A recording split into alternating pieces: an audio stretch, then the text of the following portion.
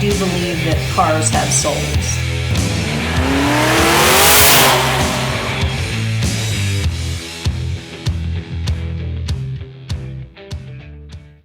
Welcome to part 1 of my 1962 Ford unibody build that's been called the Monster Hauler. About a year and a half into the gasser build, I had the inspired idea to buy an old truck to use as a tow vehicle. How cool would that be? A period Ford truck to pull the 1956 Ford gasser to Eaglefield or wherever. A slick truck. Those have such great lines. I wonder if I could find one locally and priced right. Sure enough, a quick search of Craigslist brings up a project truck, and it's only 100 miles away. Ran when parked, complete with clean title. Bam. This was too easy. The truck had what I was looking for, a V8, 4-speed, 3/4 ton with a heavy-duty rear axle, and also being a long bed. It checked all the boxes.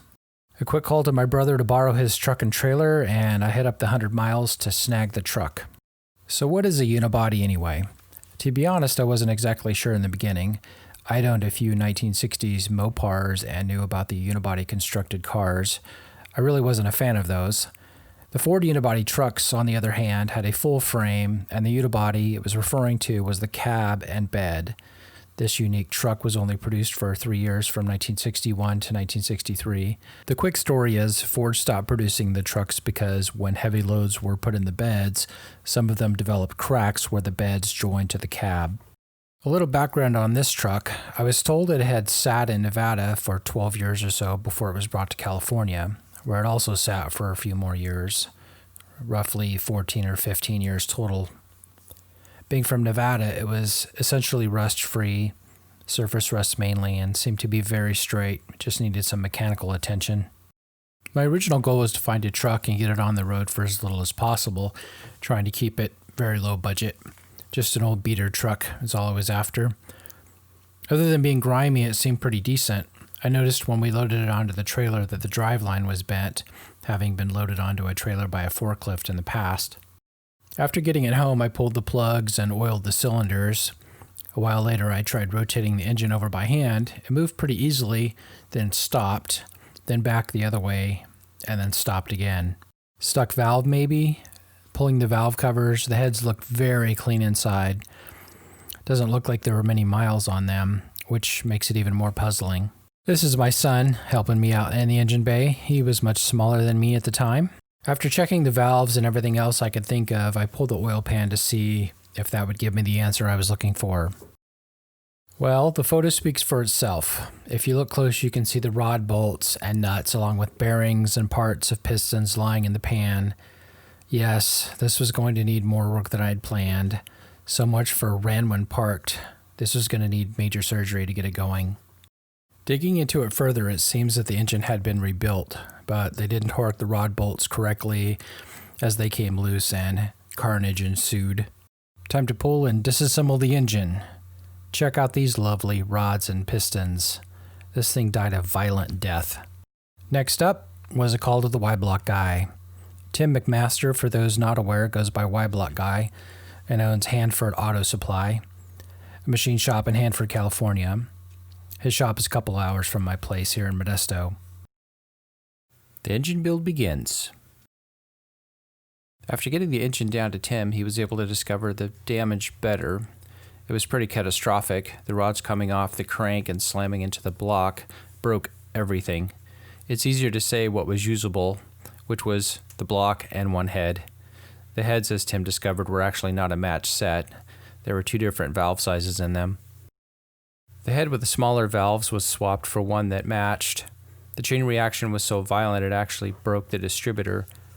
Here the parts are going to the hot tank and then on to get a line honed. The cylinders just needed honing as there weren't many miles on it. Then it was ready for assembly. Tim asked me what kind of cam I wanted. I just said I wanted it to sound good. Thankfully, the heads had high ratio rocker assembly so they could take a bigger lift cam. We sourced new lifters and a timing set. Tim had a good set of gently used pistons, rods, and a crank to replace the ones that were mangled. It was all coming together. Since the heads needed hardened valve seats, Tim increased the size of the intakes to 1.92 inch to help it breathe better.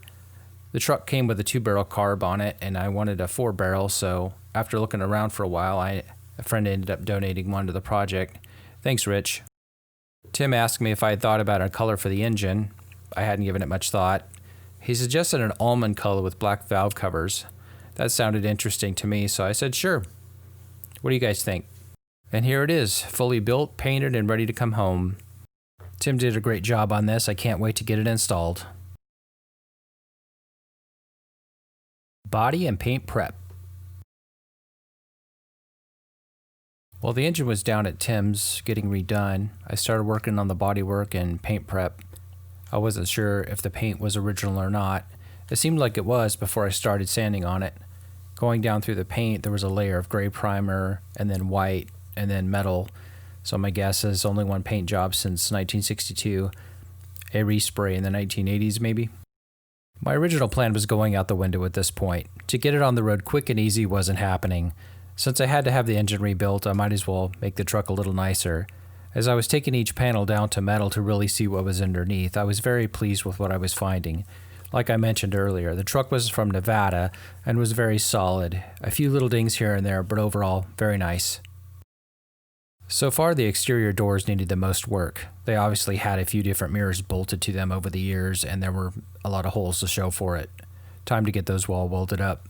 My plan was to put the original style mirrors on it, which didn't require any additional holes, just the slot on the front of the door that was there from the factory. Since the front window was broken, I went ahead and removed all the glass. They would all get new rubber seals and new window felts for the doors. Plus, it's a lot easier to clean and paint when there aren't things in your way.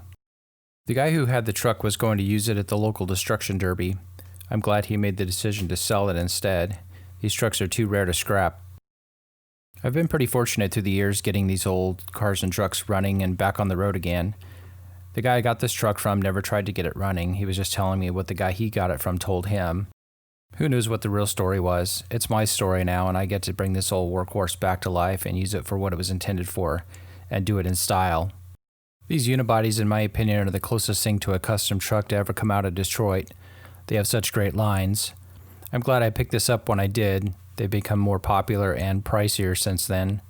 Having only been produced for 3 years, there aren't a whole lot of them left out there. In part 2, I'll dive deeper into the body, paint, engine installation, brakes, and more.